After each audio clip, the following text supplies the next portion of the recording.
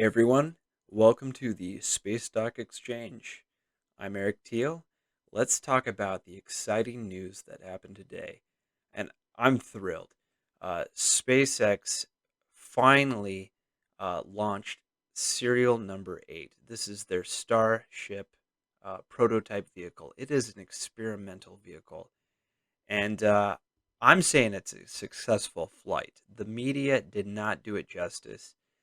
I was watching nightly news and they called it a rocket explosion. They didn't go into any details on what this craft did.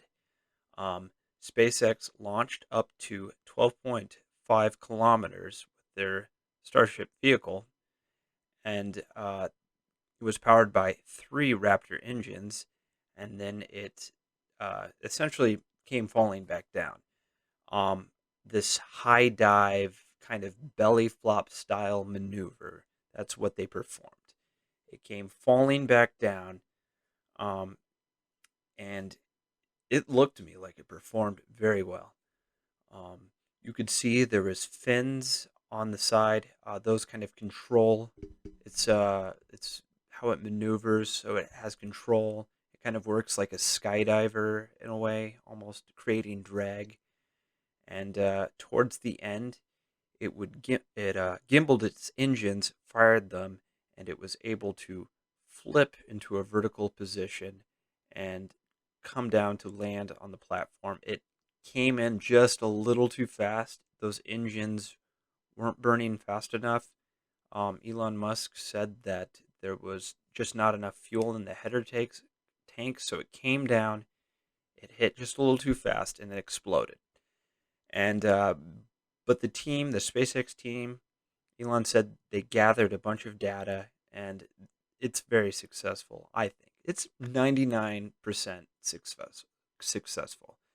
You cannot call this a failure. This is like riding a bike for the first time, or if you're new at something, you have to try it. The first time trying it, you're not going to get it right. You're experimenting, you get it wrong. Well, that's okay. You get up, you do it again. So this is going to be a number of trials to get the Starship vehicle where they want to. And I see a lot of similarities to what SpaceX was trying to do back in 2014, 2015, when they were trying to reuse their Falcon 9 first stage rocket engine boosters. Um, they, of course, they tried to land in the ocean a few times. They would try to land on the drone ship, they would crash or explode. Um, you know, some people might look at that and say that doesn't look good, but I saw that at the time. I'm like, this is exciting. They're trying something new. They're gonna hopefully they can get it down, and they did, and they succeeded. And so what I see now is a very similar thing going on. Um, this is a step-by-step process. And I think they'll nail it the next time with their serial number 9. I think they'll be able to stick that landing, and then they'll be able to move on to bigger and better things. And hopefully, we'll see the super heavy stage get built very soon. The super heavy stage will work in very much like a first stage Falcon 9 rocket. Um, It'll be a little bit bigger. It's using different engines, the Raptor engines, and there'll be more of the Raptor engines than there are Merlin engines on a first stage. And yeah, it should work out. I think they got it down. I think what they proved is this belly flop maneuver actually works, and they're going to keep taking it up to higher altitudes, and they're going to keep trying to land. And it's a trial and error process. They're working towards something, and I think they'll get it. And what does this mean for the overall space industry? This is huge. If they can do this, if they can prove this system works, you have a fully reusable launch system, which has never happened. NASA tried reusability with the shuttle, never worked out. There's a lot of problems we can talk about with the shuttle. Overall, it was just kind of a dangerous concept to ride on the side of a rocket, and the reusability never worked out. It was never the reusable system they wanted. With the Starship, they're expecting you could have a flight every day, maybe more. Just, land it, reuse it, fly it again. You can lower the launch cost.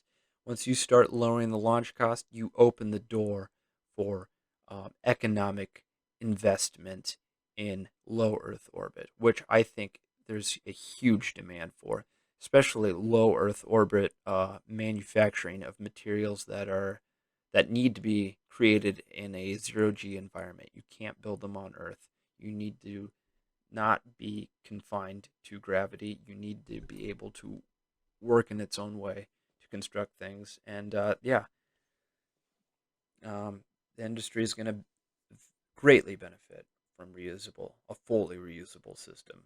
The Falcon 9 is only partially reusable, but the Starship will be fully reusable. And I just got to keep watching that maneuver, that belly flop maneuver. It's coming in. It's so cool to watch. It looks like it's under control. And I kept thinking, I'm like, they're going to fire the engines. It's going to come down. It's going to flip over too much. It's going to belly flop. It's going to lose control or whatever. It comes down that vertical, just vertical enough that you're like, oh, it's going to do it. But it's whatever. Next time, they're going to get it. What does this mean for space docks? Um, this is good for SRAC. That's the acquisition firm that is taking Momentous public. Momentous Space is not a rocket company. It's a space tug company, but they're flying with SpaceX. So they've picked the good, launch provider. And if they start flying on starships, that's going to be even lower cost for them to pay. So space tech company like SRAC, yeah, I think they're going to benefit long term from this greatly. How is this going to benefit Virgin Galactic? Uh, I mean, they're kind of in two different areas. Virgin Galactic is focused on suborbital tourism. Um, this isn't the same thing. It's going to be a while before we see um, the Starship take humans to space. It's just kind of a long process to get certified. Um, Virgin Galactic should be, I mean, it's going to be flying people this Friday to, uh, test flight from New Mexico. So you got to watch. That's going to be exciting. Um, yeah, I don't think their stock's going to be, uh, it's not going to have a huge impact on it. There may be opportunities in the future where Virgin Galactic could work with SpaceX. It's very possible. Uh, for example, Boeing, works with airline companies. It builds the planes and it sells them to airline companies. It's possible SpaceX could sell Starship to Virgin Galactic, and Virgin Galactic could fly, tourist to orbit. It's possible. I don't know. We'll see. Only time will tell. Um, that being said, the Starship is going to continue development. They're going to continue doing what they do. I hope to see an orbital flight to space in 2021. I think we're in the most exciting decade ever in spaceflight. We're going to watch so many exciting things unfold in the next few years. I think humans on Mars by 2026 to 2029 is reasonable. I think it's going to happen. We're going to see humans on the moon, and so many new things are going to happen. There's going to be so much economic activity. So, you know, keep watching. We're going to learn more. It's going to be an exciting time. If you enjoyed this, please like, share, and subscribe. I have more videos. I have a video on Momentous, on I have on reusable rockets. I talk a little bit about SRAC and other SPACs. Check them out, subscribe, and thanks for watching the Space Dock Exchange.